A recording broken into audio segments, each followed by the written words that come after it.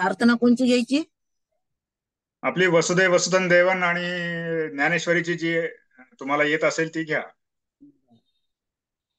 वसुदेव सुतं देवं कंसचाणूरमर्दनं देवकी परमानन्दं कृष्णं वन्दे जगद्गुरुं कृष्णं वन्दे जगद्गुरुं कृष्णं वन्दे जगद्गुरुं। गुरुर्ब्रह्मा गुरुर्विष्णू गुरुर्देवो महेश्वरा गुरुर्साक्षात् परब्रह्म तस्मै श्री गुरुवे नमः। अलंकापुरी पुण्यभूमी पवित्र तिथे नांदतो ज्ञान राजा सुपात्र तया आठविता महापुण्य राशी नमस्कार माझा सद्गुरु ज्ञानेश्वराशी माऊली ज्ञानेश्वर महाराज की जय। अध्याय चौथा ओवी क्रमांक 41।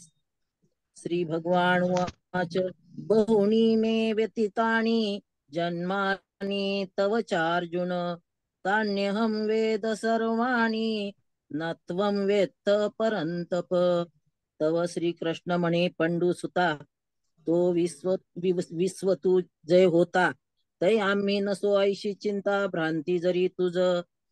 अर्थ तेव्हा श्रीकृष्ण म्हणाले अर्जुना ज्या वेळेस तो सूर्य होता त्यावेळेस आम्ही नव्हतो अशी जरी तुझ्या चित्ताला शंका आली असेल तरी तू गा हे नेनशी पै जन्मे आम्हा तुम्हाशी बहुते गेली तरी ते न स्मरशी आपुली तू। अर्थ तर अरे तुला हे माहित नाही की कल्पारंभापासून आजवर तुझे व माझे पुष्कळ जन्म होऊन गेले आहेत परंतु तुझ्या जन्माची तुला आठवण नाही।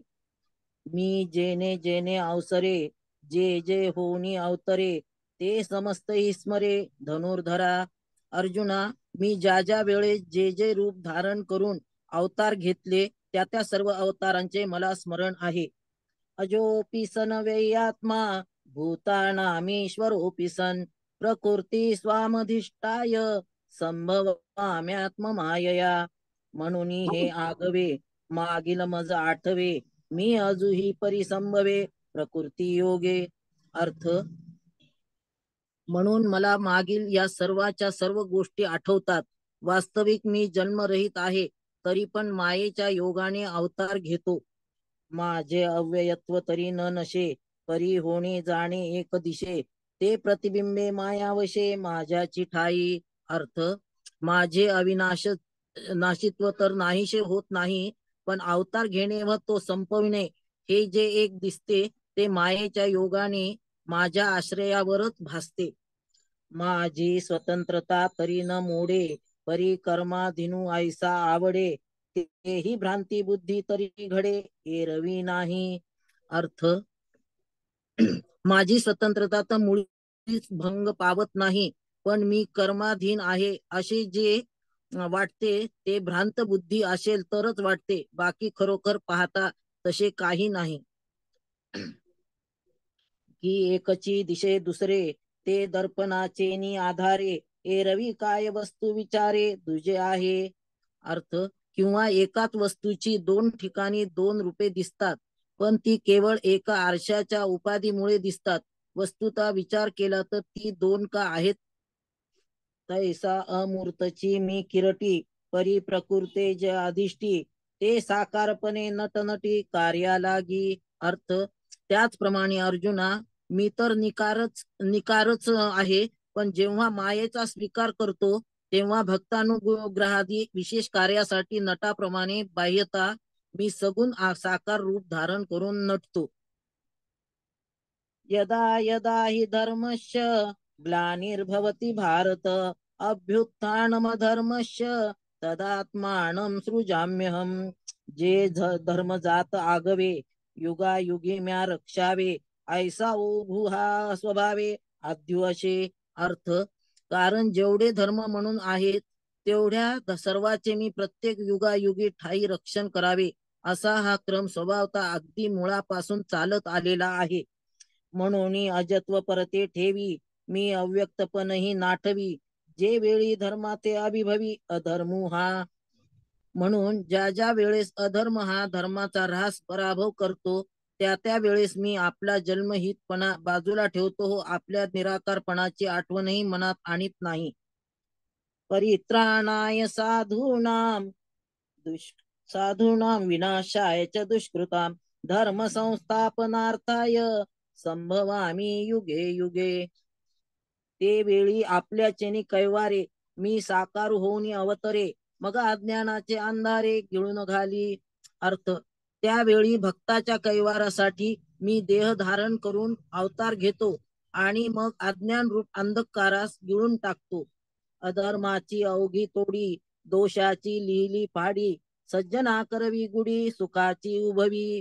अधर्माची सीमा मर्यादा तोडतो, दोषांनी लिहून ठेवलेल्या सनदा फाडून टाकतो आणि जे साधू आहेत त्याचकडून सुखाची ध्वजा उभारवितो. दैत्याची कुळे नाशी साधूचा मानू गिवशी धर्माशी नीतीशी शेषरशी भरी मी अर्थ दैत्याच्या कुळाचा नाश करतो व साधूच्या योग्य मान देववितो आणि धर्म व नीती याची ओटी भरतो. मी अविवेकाची काजळी फेडून विवेक दीप उजळी तय योगी पाहे दिवाळी निरंतर. अर्थ विवेक दीपास आलेली अविचार रूप काजळी झाडून काढतो, तो विचार रूप दिवा प्रज्वलित करतो. त्यावेळी योगी लोकांना निरंतर अस्तवेना आनंदाचा दिवाळीचा दिवस उगवतो. स्वसुखे विश्व कोंदे धर्मुची जगी नांदे भक्ता निगती दोंदे सात्विकाची. अर्थ मग सत्सुखाने सर्व विश्व भरून जाते. जिकडे तिकडे लोक फक्त धर्माचे आचरण करणारे होऊन जगात धर्मच नांदू लागतो आणि भक्तजन सत्वगुणाने परिपूर्ण होतात. पै पायाचा चळू फिटे पुण्याची पहाट फुटे जय मूर्ती माझी प्रगटे पंडू कुमारा. अर्थ अर्जुना ज्यावेळी माझी अवतार मूर्ती प्रगट होते त्यावेळी पापाचे पर्वत नाही तसे होतात व पुण्याचा उष्शकाल होतो. ऐशिया काजा लागी अवतरे मी युगी युगी परी हेची ओळखे जो जगी तो विवेकिया. अर्थ अशा या कामाकरिता मी प्रत्येक युगायुगाचे ठाई अवतार धारण करतो. हेच जो ओळखतो तोच या जगात खरा विचारवान होय. जन्म कर्म च मे दिव्य मेवम वेत्ती तत्वता व्यक्ता देह पुनर्जन्म नेति मामेति सोर्जुन. माझे अजत्व जन्मने अक्रियताची कर्म करणे हे अविकार जो जाणे तो परममुक्त. अर्थ माझे अजत्व कायम असून जन्म घेणे व अकर्तृत्व कायम असून कर्म करणे हे असे जे माझे निर्विकार स्वरूप अलिप्त रूप अलिप्त तत्व तो निसंशय जाणतो तोच परममुक्त होय. तो चालीला संगे न चळे देहीचा देहा ना कळे मग पंचत्वी तव मिळे माझ्याची रूपी. अर्थ असे जाणणारा देहाच्या संबंधाने जरी चालतोसा व्यवहार करीत आहे असा दिसला तरी तो चालत नाही आणि त्यातून देह धारण केला तरी देहभावाने आकळीला जात नाही. मग मेल्यावर माझ्या स्वरूपातच येऊन मिळतो. वीतराग भय क्रोधा मन्मया मामुपाश्रिता बहो ज्ञान तपसा होता मद्भाव मागता. एरवी परापर न सोचिती जे कामना शून्य होती वाटा केवेळी न वचती क्रोधाची.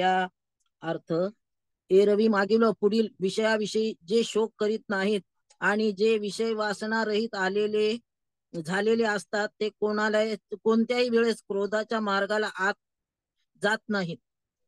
सदा मियाची आथिले माझिया सेवा जियाले की आत्मबोधे तोषले वीतराग जे.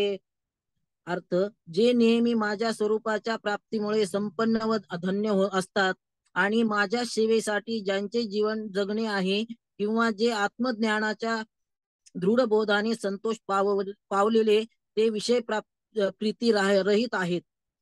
जे तपो तेजाची राशी की एकायतन ज्ञानाशी जे पवित्रता तीर्थाशी तीर्थरूप.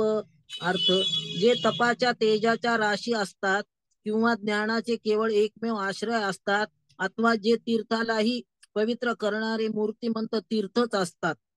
ते मद्भावासह जे आले मी तेची ते होऊनी ठेले जे मज तया उरले पदर नाही. अर्थ ते माझ्या स्वरूपात सहजच येऊन मिसळतात, म्हणजे ते मद्रूपच होऊन राहतात. त्यांच्यात व माझ्यात वस्तुता भेदाचा पडदाच उरत नाही. सांगे पितळेची गंधी काळीक, जे फिटली होय निश्चेख, ते सुवर्ण काही आणिक जोडू जाई जे. अर्थ सांग बरे की पितळीची गंज व कळकटपणा हे दोन दोष पूर्णता नाहीशी झाले तर मग सोने संपादन करणाऱ्यास दुसरीकडे गेले पाहिजे काय? तर नाही, कारण तेच सोने कारण तेच सोने. तैशे यमनियमी कडसले, जे तपोज्ञाने चोखाळले, मी तेची ते झाले येत संशय कायसा. अर्थ त्याचप्रमाणे जे यमनियमादी अष्टांग योगात पारंगत होऊन निघाले आणि तपाने व ज्ञानाने शुद्ध झाले आहेत, ते मद्रूपच झाले, त्याविषयी तुला संशय कसला? ते यथा मां प्रपद्यन्ते तांस्ततेव भजाम्यहम, मम वर्त्मानुवर्तन्ते मनुष्या पार्थ सर्वशः. एरवी तरी पाही, जे जैसे माझ्या ठाई, भजती तया मीही तैसेची भजे. अर्थ याशिवाय सहज विचार करून पाहिले तर जे ज्या ज्या भक्तिभावाने मला भजतात त्या त्या प्रमाणातच मीही त्यांच्यावर प्रीती करतो. देखे मनुष्य जात सकळ, हे स्वभावता भजनशीळ, झाले असे केवळ माझ्याची ठाई. अर्थ हे पहा, जेवढे म्हणून मनुष्य प्राणी आहेत त्या सर्व जीवांची स्वाभाविक प्रवृत्ती ही आत्म्यावरच प्रेम करण्याकडे असते. अर्थात सर्व जीव माझेच भक्त आहेत हे खरे. परिज्ञाने विन नाशिले, जे बुद्धिभेदाशी आले, तेनीच त्या कल्पिले अनेकत्व. अर्थ परंतु त्या ज्ञान नसल्यामुळे त्याचे सर्व वाया जाते. ते असे की आपण परमात्मा रूपच आहोत हेच न समजल्यामुळे बुद्धीचे ठिकाणी भेद उत्पन्न होऊन मी जो एक आहे त्या माझे ठिकाणी ते अनेकत्वाची कल्पना करतात. म्हणून अभेदी भेदी देखती, यया अनाम्या नामे ठेविती, देवो देवो म्हणती चर्चा ते.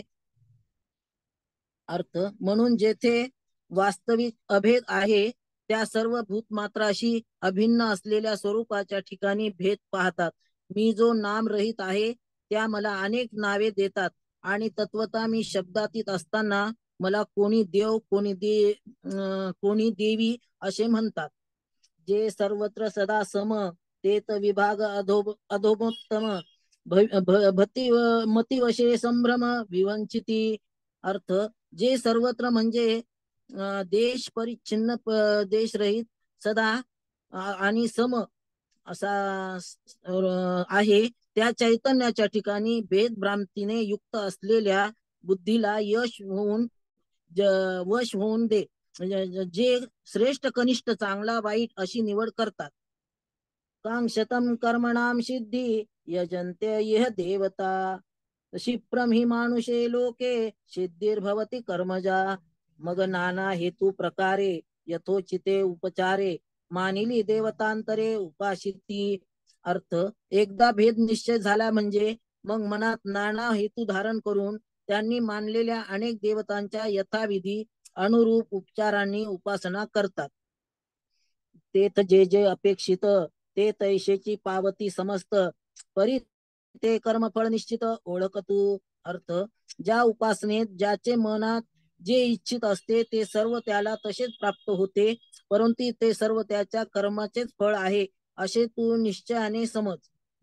वाचून देते घेते आणिक, निभ्रांत नाही सम्यक, एत कर्मची फळसूचक मनुष्य लोकी. खरोखर अर्थ खरोखर पाहता देणारा किंवा घेणाराही नसून ह्या मनुष्य लोकी केवळ कर्मच फल प्राप्ती करून देणारे आहे. जैसे क्षेत्री जे पेरीजे, ते वाचून आण निपजे, का पाहिजे तेची देखीजे दर्पणाधारे. अर्थ जसे शेत जमिनीत जे धान्य पेरावे त्या वाचून दुसरे उत्पन्नच व्हावं याचे नाही, किंवा आरशात जे पाहावे तेच त्या दृष्टीत पडते. ना तरी कडया तळवटी, जैसा आपुलाही बोलू किरटी, पडी साधू होऊन उठी निमित्त योगे. अर्थ किंवा अर्जुना, डोंगराची कड्या खाली ज्याप्रमाणे आपलच बोललेला शब्द काही कारणवशात प्रतिध्वनीच्या रूपाने उमटतो, तैसा समजता या भजना, मी साक्षीभूत पै अर्जुना, येत प्रतिफळे भावना आपुलाली. अर्थ त्याचप्रमाणे अर्जुना, या सर्व उपासनांचा मी केवळ साक्षीभूत आहे. या उपासनेत जशा त्या ज्यांच्या भावना असतील तशा त्या फलद्रूप होतात. चातुर्वर्णम मया सृष्टम गुणकर्म विभागशः तस्य कर्तारमपि मां विद्य कर्तारमव्ययम्. आता याची परी जाण, चारी हे वर्ण सृजले म्या गुण कर्म विभागे. अर्थ, आता ह्याचप्रमाणे असे तू लक्षात घे की हे चार वर्ण आहेत, तेही त्या गुण व कर्माच्या संस्कार विभागानुसार मीच उत्पन्न केले आहेत असे तू समज. जे प्रकृतीचे आधारे गुणाचे व्यभिचारे कर्मे तदनुसारे विवंचिली. अर्थ, कारण त्या चारही वर्णाच्या प्रस्तुताच्या कर्माची आपापल्या निरनिराळ्या प्रकृती धर्माने आणि गुणाच्या तारतम्याने मी व्यवस्था केली आहे. एत एकची हे धनुष्य पाणी परी झाले गा चहुवर्णी ऐशी गुण कर्म कडसनी केली सहजे. अर्थ, अर्जुना, हे सर्व लोक वस्तुतः येथे एकच खरे, पण चतुर्वर्ण झाले. त्यांच्या गुणकर्माच्या विचाराचे योगाने त्यांच्या वर्णाश्रमाची निवड व व्यवस्था स्वभावताच केलेली आहे. म्हणून ऐके पार्था, हे वर्णभेद संस्था मी करता नव्हे सर्वता याची लागी.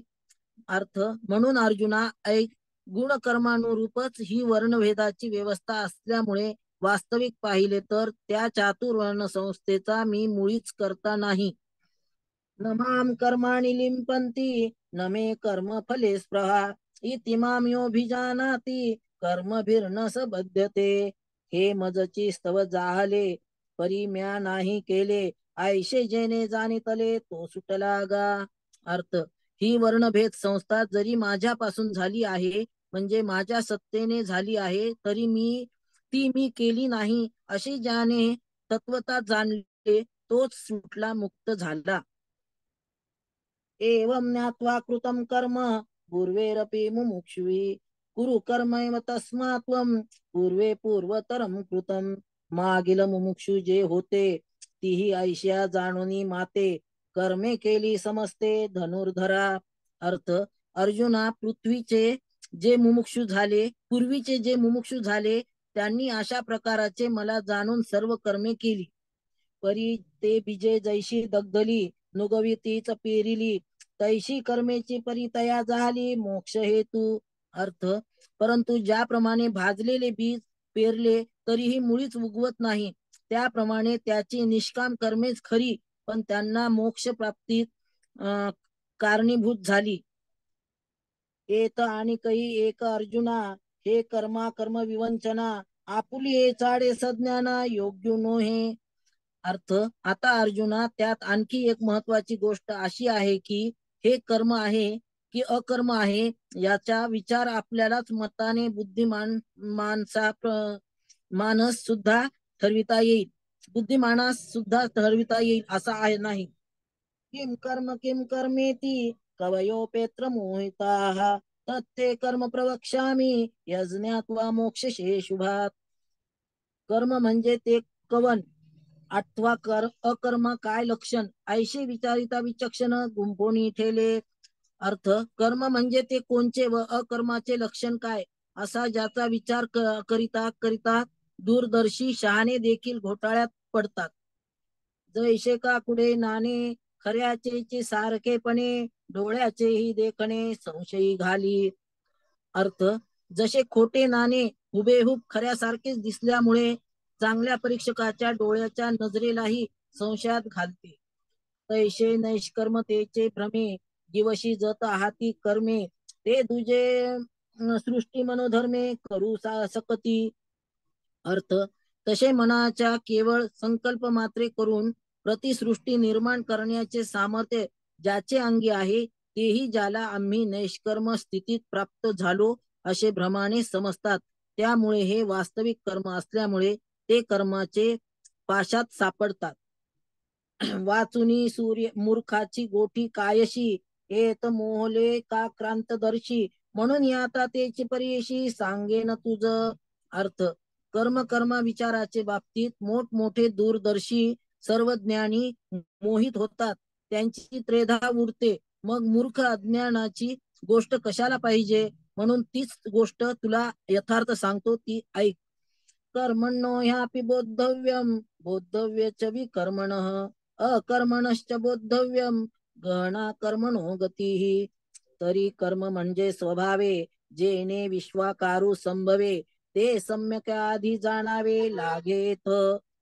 अर्थ, तरी कर्म म्हणजे ज्याच्यामुळे हा विश्वात्मा आकार स्वभावता आपोआप उत्पन्न होतो तेच होय. या ठिकाणी प्रथमतः त्याच कर्माचे यथार्थ स्वरूप नीट जाणून घेतले पाहिजे. मग वर्णाश्रमाशी उचित जे विशेष कर्म विहित तेही ओळखावे निश्चित उपयोगेशी. अर्थ, मग जे विशेष कर्म वर्ण व आश्रमात योग्य विहित म्हणून वेदांत सांगितलेले आहे त्याचीही अनुष्ठान प्रकार व फल यासह निश्चित स्वरूपाची ओळख करून घेतली पाहिजे. पाठी जे निश्चित म्हणिपे तेही बुजावे स्वरूपे एतुलने काही न गुंफे अपयशेची. अर्थ, याशिवाय ज्यास निषिद्ध म्हणतात त्या निषिद्ध कर्माचेही स्वरूप ओळखणे आवश्यक आहे. एवढ्यानेच सहजच कर्मे करीत असतात तरीही कर्मपाशात गुंतत नाही. ए रवी जग हे कर्माधीन आईशी याची व्याप्ती गहन परी ते असो ऐके चिन्ह प्राप्ताचे गा. अर्थ, पण अशा विचारांचा जर अभाव असला तर तोच काय, पण सर्व जग कर्माच्या अधीन आहे असे कर्माची व्याप्ती फार दुर्बोध आहे. म्हणून प्रस्तुत ते असो. आता वर सांगितल्याप्रमाणे कर्माचे यथार्थ ज्ञान झालेल्या कृतार्थ पुरुषाचे लक्षण सांगतो, ऐक. कर्मण्य कर्मय पश्येत कर्मणी च कर्मय स बुद्धिमान मनुष्येषु स युक्त कृष्ण कर्मकृत. जो सकळ कर्मी वर्तता देखे आपुली नैष्कर्मता कर्मसंगे निराशता फळाची या. अर्थ, जो सगळे कर्माचे आचरण करीत असतानाही ते कर्म आपण करतो असे मानित नाही, तत्वतः ते कर्म आपण करीत नाही असे जाणून आपले अकर्तृत्व पाहतो व कर्माबरोबर त्याच्या फळाची आशाही बाळगीत नाही. आणि कर्तव्य ते लागी जया दुसरे नाही जगी ऐशा निष्कर्मता तरी चांगी बोधला असे. अर्थ, आणि त्याला अशा प्रकारे निष्कर्मतेचा इतका चांगला बोध झालेला असतो की त्याला आत्मस्वरूपाशिवाय जगात दुसरे काही प्रतीतच होत नाही. म्हणून कर्तव्य असे काहीच उरत नाही. तरी क्रियाकलापू आगवा आचरतू दिशे बरवा तोची तो चिन्नी जाणावा ज्ञानी आगा. अर्थ, तरी पण लोकदृष्ट्या तो सगळी कर्मे नीट रीतीने आचरित आहे असे दिसते, तोच या वरच्या लक्षणाने युक्त असा एक ज्ञानी आहे असे जाणावे. जैसा का जळापाशी उभा ठाके तो जरी आपण पे जळा माझी देखे तरी तो निभ्रांत ओळखे म्हणे मी वेगळा आहे. अर्थ, जसा एखादा मनुष्य नदीच्या काठी उभा राहिल्यावर त्याने आपणास प्रतिबिंब रूपाने पाण्यात पाहिले तरीही प्रतिबिंबाहून मी वेगळा आहे असे म्हणतो व तसे आपणास निसंशय समजतो. अथवा नावे हन जो रिगे तो थडीयेचे रूख जाता देखे वेगे तोची साचो कारे जो पाहू लागे तव रूख म्हणे अचळ. अर्थ, अथवा जो नावेत बसून जातो त्या मनुष्यात नदीच्या काठावरील झाडे वेगाने धावत चाललेली आहेत असे दिसते, परंतु तोच जेव्हा खरी वस्तुस्थिती विचारपूर्वक पाहू लागतो तेव्हा ती झाडे स्थिर आहेत असेच म्हणतो. तैसे सर्व कर्मी असणे ते पुढे माननी वायाने मग आपण या जो जाणे नैष्कर्मू ऐसा. अर्थ, त्याप्रमाणे सर्व कर्माचे आचरण करीत असता पण आपल्या ठिकाणी जे कर्म प्रतीतीला येते ते आभासात्मक अगदी खोटे आहे असे निश्चित समजून मग आपण तात्विक दृष्टीने कर्मरहित आहे असे तो जाणतो. आणि उदो असतु चेनी प्रमाणे जैसे न चालता सूर्याचे चालणे तैसे नैष्कर्मत्व जाणे कर्मीचे असता. अर्थ, आणि तत्वता सूर्य चालत नाही पण सूर्य उगवतो व मावळतो एवढ्याच एका प्रमाणावरून तो चालतो असे आपल्यास दिसते, तसे कर्म आचरित असतानाही तो आपली तात्विक नैष्कर्म स्थितीचे आपण करीत नाही हे जाणतो. तो मनुष्यासारिका तरी आवडे, परी मनुष्यत्व तया न घडे, जैसे जळा माझी न बुडे भानुबिंब. अर्थ, तो बाह्यता मनुष्यासारखा जरी दिसतो तरी पण तत्वता परब्रह्मच आहे असे समजावे. ज्याप्रमाणे सूर्याचे प्रतिबिंब पाण्यात पडलेले दिसले तरी सूर्यबिंब त्यात बुडालेले नसते. तेने न पाहता विश्व देखिले, न करिता सर्व केले, न भोगिता भोगिले भोग्य जात. अर्थ, असा जो पुरुष त्याने काही पाहिले नाही तरीही सर्व विश्व पाहिले असे होते, काही त्याने न करताही सर्व काही केले असे होते, त्याने काही न भोगताही हे यच्च यावत भोग भोगिले असे होते. एकेची ठाई बैसला, परी सर्वत्र तोची गेला, हे असो विश्व झाला अंगेची तो. अर्थ, तो एकच ठिकाणी बसून असलेला दिसला तरी त्याने सर्वत्र गमन केले असे होते, हे असो तो स्वतः अंगानेच विश्वरूप झालेला असतो. बस का दादा? हो हो हो, बस बस. हा, चांगलं झालं वाचन तुमचं. झालं का?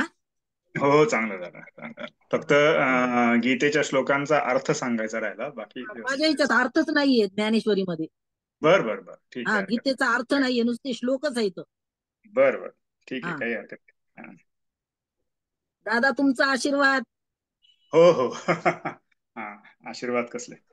आता एक काम करतो ताई, मी आधी गीतेचा श्लोक आणि त्याचा अर्थ सांगतो आणि त्यानंतर तुम्ही पसायदान.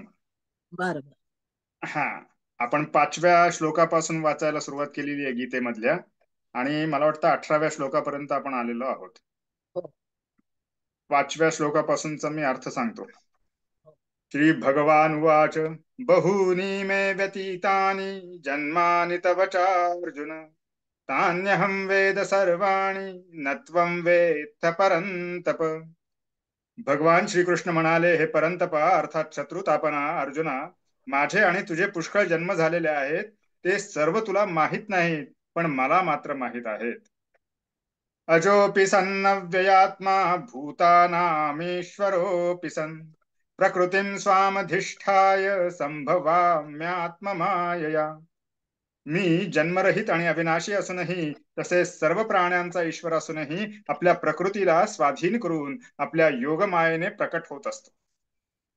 यदा यदा हि धर्मस्य ग्लानिर्भवति भारत, अभ्युत्थानमधर्मस्य तदात्मानं सृजाम्यहम्.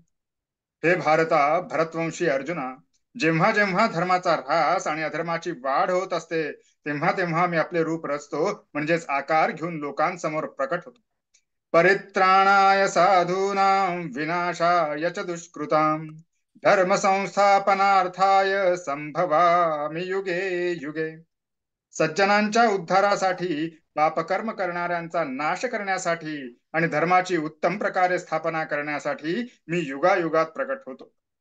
जन्म कर्म च मे दिव्यम एवं यो वेत्ति तत्वतः, त्यक्त्वा देहं पुनर्जन्म नैति मामेति सोऽर्जुन. हे अर्जुना, माझा जन्म आणि कर्म दिव्य अर्थात निर्मळ आणि अलौकिक आहे. असे जो मनुष्य तत्वतः जाणतो, तो शरीराचा त्याग केल्यावर पुन्हा जन्माला येत नाही, तर मलाच येऊन मिळतो. वीतराग भय क्रोधा मन्मया मामुपाश्रिताः, बहवो ज्ञान तपसा पूता मद्भावमागताः. पूर्वी सुद्धा ज्यांचे आसक्ती, भय आणि क्रोध पूर्णपणे नाहीसे झाले होते आणि जे माझ्यात अनन्य प्रेमपूर्वक स्थित राहत होते, असे माझा आश्रय घेतलेले पुष्कळसे भक्त वर सांगितलेल्या ज्ञानरूपी तपाने पवित्र होऊन माझ्या स्वरूपाला प्राप्त झालेले आहेत. ये यथा मां प्रपद्यन्ते तथैव भजाम्यहम्, मम वर्त्मानुवर्तन्ते मनुष्याः पार्थ सर्वशः. हे पार्था, अर्थात पृथापुत्र अर्जुना, जे भक्त मला जसे भजतात, मीही त्यांना तसेच भजतो. कारण सर्वच मानव सर्व प्रकारे माझ्याच मार्गाचे अनुसरण करतात. कांक्षन्तः कर्मणां सिद्धिं यजन्त इह देवताः, क्षिप्रं हि मानुषे लोके सिद्धिर्भवति कर्मजा.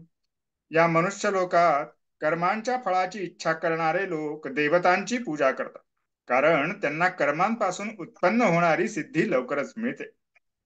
चातुर्वर्ण्यं मया सृष्टं गुणकर्म विभागशः तस्य कर्तारमपि मां विद्य कर्तारमव्ययम्. ब्राह्मण, क्षत्रिय, वैश्य आणि शूद्र या 4 वर्णांचा समूह गुण आणि कर्म यांच्या विभागाने मी निर्माण केलेला आहे. अशा रीतीने त्या सृष्टी रचना इत्यादी कर्मांचा मी करता असूनही मला अविनाशी परमात्म्याला तू वास्तविक अकर्ताच समज. न मां कर्माणि लिम्पन्ति न मे कर्मफले स्पृहा इति मां योऽभिजानाति कर्मभिर्न स बध्यते. कर्मांच्या फळांची मला स्पृहा नाही, त्यामुळे कर्मे मला लिप्त करीत नाहीत. अशा प्रकारे जो मला तत्वतः जाणतो त्यालाही कर्मांचे बंधन होत नाही. एवं ज्ञात्वा कृतं कर्म पूर्वैरपि मुमुक्षुभिः कुरु कर्मैव तस्मात् त्वं पूर्वैः पूर्वतरं कृतम्.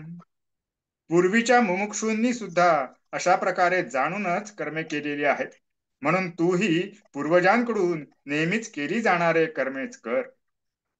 किं कर्म किम कर्मेति कवयोप्यत्र मोहिताः तत्ते कर्म प्रवक्ष्यामि यज्ञात्वा मोक्षसे शुभा.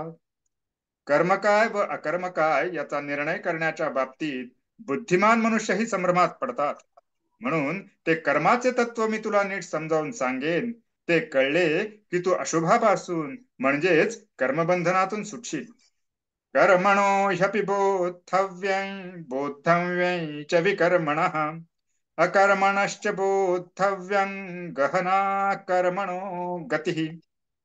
कर्माचे स्वरूपही जाणले पाहिजे आणि अकर्माचे स्वरूपही जाणले पाहिजे. तसेच विकर्माचे स्वरूपही जाणले पाहिजेच, कारण कर्मांचे तात्विक स्वरूप समजण्यास अत्यंत कठीण असे आहे.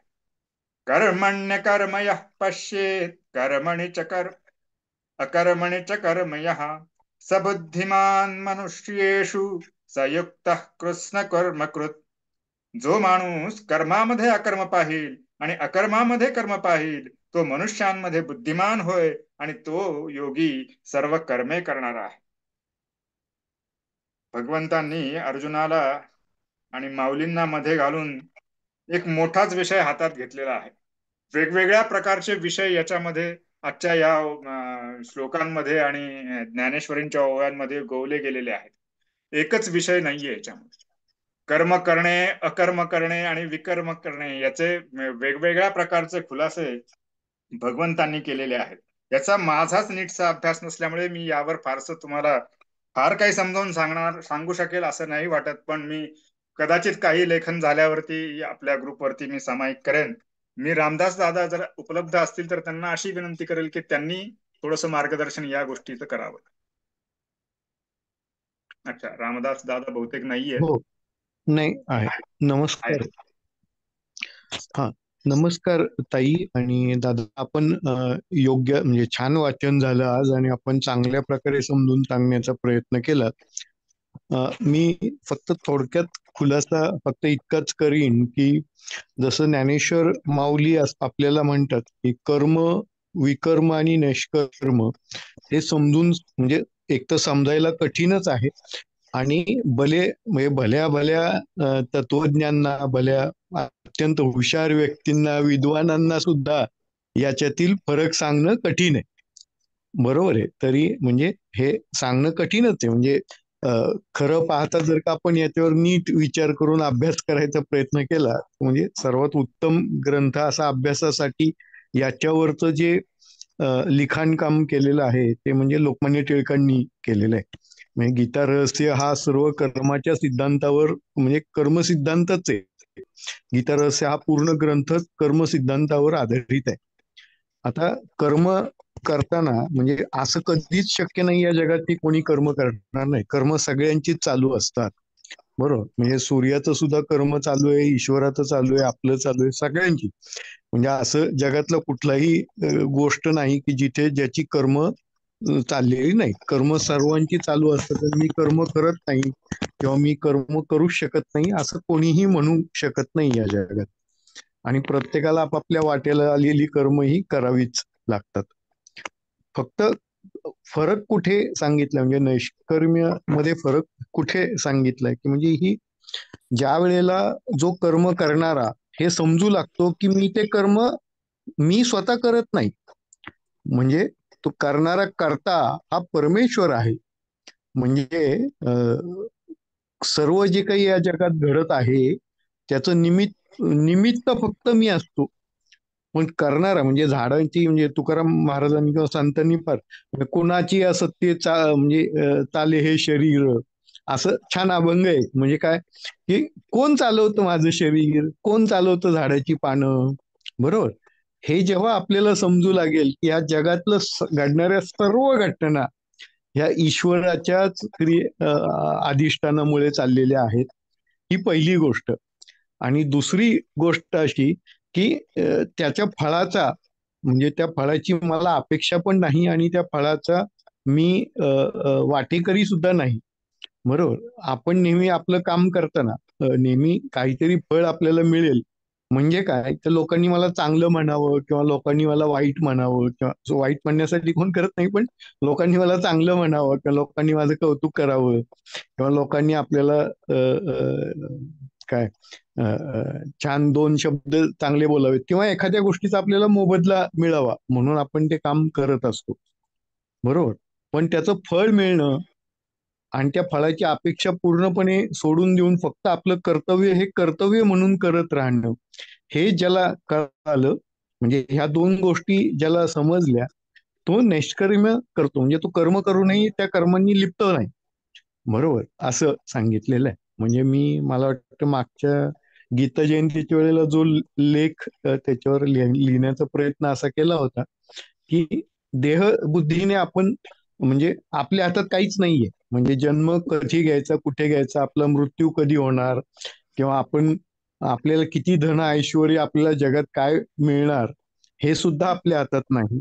आपल्याला कुठले विकार जडणार किंवा आपलं शरीर कसं चालणार हे सुद्धा आपल्या हातात नाही, बरोबर. तर एवढं सगळं असताना फक्त मनुष्य असं म्हणत असतो की मी हे केलं, मी ते केलं किंवा मी हे करतो, मी ते करतो. पण त्यातली कुठलीही घटना किंवा कुठलीही गोष्ट तुमच्या हातात नाहीये. म्हणजे तुमचा भाऊ बहीण कोण असणार, नातेवाईक कोण असणार, तुमचा जन्म कुठल्या कुटुंबात होणार, तुम्ही कुठल्या क्षणी कुठल्या वेळेला मृत्यू पावणार, बरोबर. तुम्हाला कुठले विकार तुम्हाला जडणार, तुम्हाला भोग ऐश्वर्य म्हणजे त्यात फार सुंदर प्रकारे विदुरांनी सांगितलेले धृतराष्ट्राला की जी मृत्यू लोकातली जी 5 सुखं आहेत ती म्हणजे काय तर धन मिळणं, ऐश्वर्य उपभोगायला मिळणं, आपल्याला कुठली भार्या किंवा पती प्रेमळ पती मिळणं, आपली संतान आपलं आपली गोष्ट ऐकणं, बरोबर. ही मृत्यू लोकातली सुख आहेत 5, अशी 5 सुख विदुरांनी धृतराष्ट्राला सांगितली. परंतु ही सुख सुद्धा आपल्या हातात नाहीयेत, बरोबर. म्हणजे ती मिळणं आपल्या हातात नाहीये, बरोबर. आपण त्याला असं म्हणतो की पदरी पडले आणि पवित्र आले. मग आपण कशासाठी आपल्या कर्मांचा किंवा मी हे करतो, मी ते करतो याचा गर्व बाळगावा, बरोबर. म्हणजे कर्म हे शेवटी आपण जर म्हणजे आपल्या हातून जे काही घडत असतं ते आपण त्या गोष्टीचा त्यावेळेला निमित्त असतो फक्त. म्हणजे अर्जुनाला सुद्धा भगवंत हेच सांगतात सर्व गीतेमध्ये की तू निमित्त मात्र आहेस. तू ज्यांना मारायला आता तू म्हणतोस की मी ज्यांना मारतोय, मी भीष्म, द्रोण, दुर्योधन किंवा इतर जे काही तू मारतोयस त्यांना मी ऑलरेडीच ते माझ्या तोंडात म्हणजे काय विश्वरूप दर्शनामध्ये हे सांगितलेलं आहे की त्यांना मी आधीच मृत्यू दिलेला आहे. तू फक्त निमित्त आहेस त्या वेळेचा, त्या क्षणांचा, बरोबर. त्याच्यामुळे तू असं समजू नकोस की मी भीष्मांना मारतोय किंवा मी द्रोणांना मारतोय. तसंच आहे की आपण हे कधीही समजू नये की या जगातला कर्ता मी आहे. जगातला कर्ता आपण कधीच नसतो. कर्ता हा ईश्वरच आहे. हे ज्याला समजलं तो नैष्कर्म्य करतो. नैष्कर्म्य करणं म्हणजे कर्म टाकणे नव्हे, बरोबर. येस. कर्म टाकून देणं आणि शांत बसून राहणे एका जागेवर किंवा काहीच न करणं ह्याला नैष्कर्म्य म्हणत नाहीत. त्यामुळे ही गल्लत कधीही करू नये किंवा मी तर काहीच करत नाही मी पण त्याला कर्म असं नैष्कर्म्य किंवा कर्म असं म्हणता येत नाही. कारण आपण श्वास जरी घेतला तरी आपलं कर्म चालूच आहे, म्हणजे देहाचे व्यापार चालू आहेत आपल्या प्राणाबरोबर. त्यामुळे आपलं कर्म हे चालूच आहे. कर्म हे अखंड चालणारी प्रक्रिया आहे, ती कधीही थांबत नाही. म्हणजे त्याला शंकराचार्य प्रमाण असं म्हणतात, म्हणजे 6 प्रमाण शंकराचार्य मांडतात. बरोबर. तर प्रमाण ही खूप महत्वाची गोष्ट असते. म्हणजे की जसं जलामध्ये चंद्राचं प्रतिबिंब पडलं आणि ते प्रतिबिंब हालताना पाहून आपल्याला असं वाटतं की चंद्र हलतो, परंतु तो चंद्र हलत नसतो, चंद्र जागेवरच असतो. बरोबर. म्हणजे अनुपलब्धी प्रमाण असे 6 प्रमाण आहेत. मी कधीतरी त्याच्यावर सांगेन. पण ते प्रमाणानुसार सुद्धा हे सिद्ध केलेलं आहे आपल्याकडे. किंवा दुसरं एक सुंदर प्रमाण सांगतात की म्हणजे घटातला जो आकाश आहे, घटातलं माठातलं जरी आकाश आणि बाहेरचं आकाश आहे, हे सर्व एकच आहे. घट फुटला की त्या आकाशात विलीन होऊन जातं, असं पण एक प्रमाण आपल्याकडे आहे. किंवा रज्जुवच्या सर्पावर असलेलं प्रमाण जे काही आहे, असे अनेक प्रमाण आपल्याकडे सांगून हा कर्माचा सिद्धांत सिद्ध करण्याचा प्रयत्न किंवा सिद्ध केलेलाच आहे. तो सिद्धच आहे. सिद्ध करायची गरज नाही, पण त्याला प्रमाण देऊन तो समजून सांगण्याचा प्रयत्न आपल्याकडे आचार्यांनी केलेला आहे. तर एवढंच मी आपलं थोडक्यात सांगतो. वेळ वेळ आपला फारसा घेत नाही. आपल्याला अधिक वाचन हवं असेल तर गीता रहस्य माझ्याकडे आहे पुस्तकाचं ऑडिओ स्वरूपात. ज्यांना ऐकायची इच्छा असेल त्यांना मी पाठवतो. आपण कृपया ते श्रवण केलं तर आपल्याला अधिक या खोलवर समजू शकेल. जय हरी विठ्ठल. रामकृष्ण हरी. सॉरी, माझं चुकलं असेल काही तर माफ करा. नाही नाही, खूप छान सांगितलंय तुम्ही पण. कारण खूप अनेक विषय ह्या आजच्या श्लोकांमध्ये आहेत खरं तर. अवघड आहे, अवघड आहे. वेगवेगळे विषय आहेत. चालेल. अलकाताई, आपण पसायदान घ्या आणि समारोप करा. आता विश्वात्मके देवे येणे वाग्यज्ञे तोषावे, तोषोनी मज द्यावे पसायदान हे. जे फळांची व्यंकटी सांडो, तया सत्कर्मी रती वाढो. भूता परस्परे पडो मैत्र जीवाचे, दुरितांचे तिमिर जावो.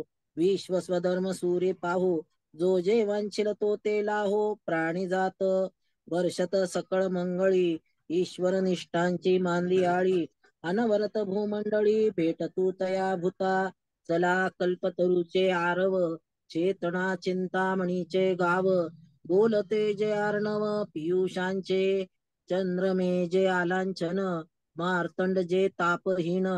ते सर्वाही सदा सज्जन, सोयरे हो तू किंबहुना सर्व सुखी.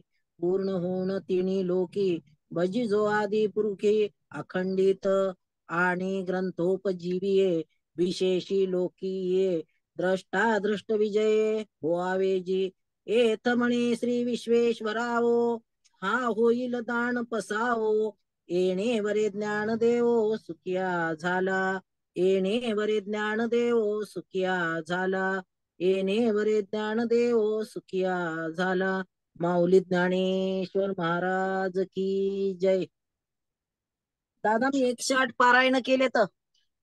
अरे वा वा, छान केलं. हा, 300 दररोज 300 ओव्या वाचत होते. 12 वर्षामध्ये 108 पारायण केली. वा, छान. चालेल. अरे, आमचं भाग्य आहे तुमच्या तोंडून आम्हाला ऐकायला मिळालं. हो हो, खरंच. चालेल, धन्यवाद. उद्या भेटूयात. कीर्तिताई हो, कोंडा. हो. जय श्री कृष्ण.